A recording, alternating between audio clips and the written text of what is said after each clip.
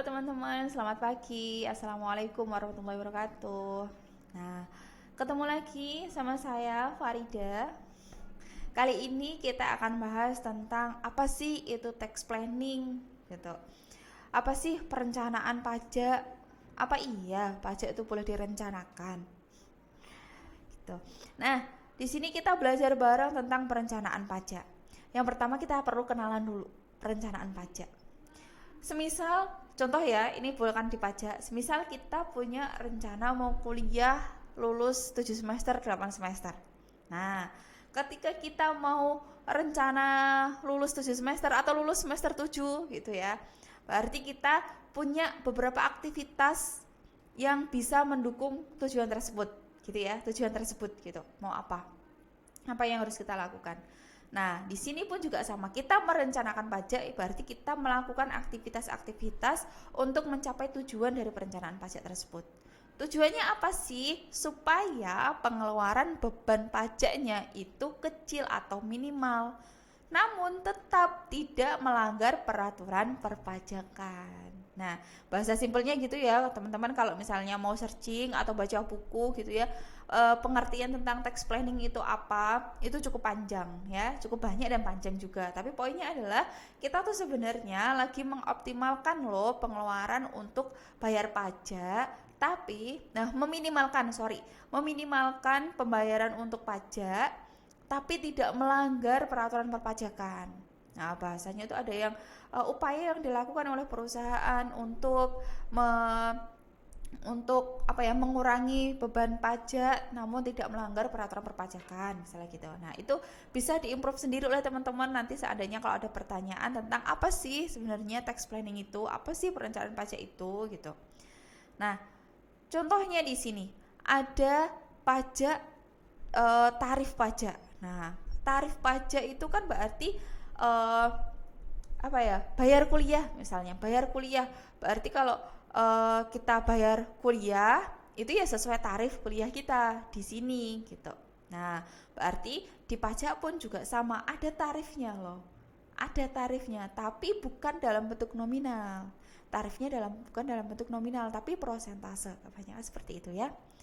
Tujuannya apa? Perencanaan atau pengelolaan keuangan perusahaan untuk mengurangi besar pajak yang dibayarkan namun tidak melanggar peraturan perpajakan.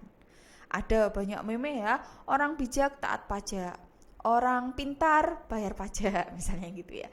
Banyak meme kayak gitu. Nah, fungsinya apa sebenarnya? Kita nggak bisa pungkirin ya bahwa pendapatan negara saat ini ditopang paling banyak itu memang dari pajak. Jadi kalau kita mau bangun infrastruktur buat kesehatan, pendidikan dan lain-lain, memang masih ditopang oleh pajak. Nah, mungkin nih siapa tahu teman-teman dari manajer, maksudnya dari anak manajemen, anak akuntansi yang nantinya bisa jadi manajer keuangan, manajer perusahaan gitu ya. Ini bisa memberikan sumbangsi, oh Pak, Bu, Bapak Ibu pemerintah mungkin nanti pajaknya itu bisa diminimalisir tapi bisa ada sumber lain dari cara ini misalnya gitu ya. Bisa dari teman-teman ini. Kan anak muda sekarang lebih kreatif, lebih ini ya inovatif juga gitu. Nah, materi yang akan kita bahas dalam tax planning di sini yang pertama sudah kita bahas ya di RPS sebelumnya, tapi akan ada tambahan materi. Ini adalah tambahan materi, contohnya kasus tentang rencana pembuatan NPWP untuk masing-masing wajib pajak. Nah, misalnya nih, saya punya perusahaan, terus saya punya karyawan. Terus karyawanku itu ternyata belum NPWP. Nah, kalau tidak ber-NPWP tarifnya akan lebih tinggi daripada yang ber-NPWP. Jadi saya sarankan kepada karyawan saya untuk kamu buat NPWP aja ya. Misalnya kayak gitu, kamu buat NPWP ya. Karena NPWP ini akan memberikan keuntungan buat kamu, yaitu bisa kamu tidak kena tambahan atau kena sanksi tarif yang lebih tinggi. Kamu cukup kena tarif sekian aja. Misalnya gitu ya. Terus kasus selanjutnya sebagai contoh kasus ya, perencanaan pajak untuk penambahan ke PTKP. Nah, PTKP ini ya teman-teman, kita bisa mengupayakan ya, kita bisa mengupayakan. Contoh, saya itu sebagai karyawan. Terus status saya di perusahaan tersebut, status saya ketika menjadi karyawan ya, itu adalah masih single. Saya masih single, sudah jadi karyawan STE Surakarta. Terus ternyata saya ber-NPWP-nya tuh misalnya sekarang gitu. Terus saya nikah. Nah, saya nikah. Terus saya harus update, saya store bahwa status saya itu sudah menikah. Terus saya melampirkan kakak, saya melampirkan ini itu sebagai syarat bahwa update status saya yang awalnya single menjadi menikah. Nah, PTKP saya akan berubah. Semisal nih pasangan tidak berpenghasilan, misalnya teman-teman yang laki-laki punya istri terus ibu rumah tangga misalnya gitu ya. Berarti awalnya wajib pajak sendiri sebesar 54 juta PTKP-nya bisa nambah loh teman-teman menjadi 4,5 juta gitu ya. Karena status menikah. Itu bisa menguntungkan kan kalau status kita berubah jadi single menjadi menikah itu. Jadi bisa nambah PTKP kita supaya PKP-nya, penghasilan kena pajaknya lebih kecil gitu. Nah, salah satu solusinya dalam merencanakan pajak adalah dengan penambahan PTKP, yaitu misalnya sudah status menikah. Terus mengajukan menjadi wajib pajak UMKM, misalnya kalau sekarang itu kan tarifnya menjadi 0,5% dengan batasan tertentu gitu kan, dengan batasan tertentu minimal berapa, maksimal berapa, ada batasannya. Berusaha untuk tidak lebih bayar. Nah, ini bisa jadi masuk gini, berusaha untuk tidak lebih bayar. Itu misalnya kita itu bayar pajak, kalau bisa kita itu menghitungnya secara teliti, secara benar gitu ya. Supaya kita tuh nggak lebih bayar. Bu, kalau lebih bayar kenapa? Emangnya nggak boleh kalau lebih bayar? Boleh aja sih lebih bayar, tapi biasanya tuh ada kompensasi dan lain-lain yang administrasinya itu mungkin nggak gampang gitu ya, nggak susah tapi belum tentu sangat-sangat gampang gitu, belum tentu ya.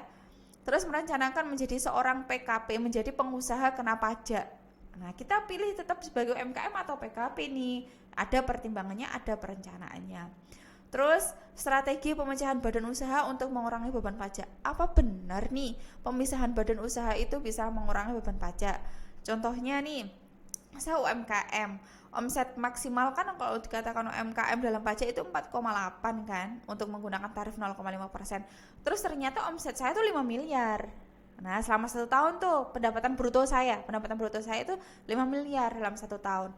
Harusnya kan saya nggak boleh pakai UMKM. Nah, lebih baik saya pecah perusahaannya jadi 2. Misalnya saya awalnya melayani jasa pinjaman barang plus jasa pembuatan video misalnya gitu. Saya pisah perusahaannya, ini yang khusus video aja, ini yang khusus peminjaman barang. Nah, misalnya saya buat seperti itu, atau saya lebih baik mendaftar sebagai PKP aja, pengusaha kena pajak. Apakah seperti itu gitu ya.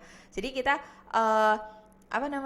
kita coba planningkan, kita coba belajar teorinya di sini di perencanaan pajak atau tax planning. Semisal ini ya untuk PTKP-nya ya. Semisal kalau seseorang dia itu tidak menikah dan tidak memiliki tanggungan, maka tarifnya adalah 54 juta per wajib pajak. Misalnya saya single, orang tua saya mandiri, kakak saya misalnya udah mandiri, udah nikah gitu ya, berarti wajib pajak atau NPWP-nya itu cuma saya sendiri aja. Nah, tarifnya untuk PTKP penghasilan tidak kena pajak adalah 54 juta. Kalau untuk 1 tanggungan, 2 tanggungan, 3 tanggungan itu ada kenaikan sebesar 4,5 juta dalam 1 tahun. Jadi PTKP itu nominalnya untuk 1 tahun.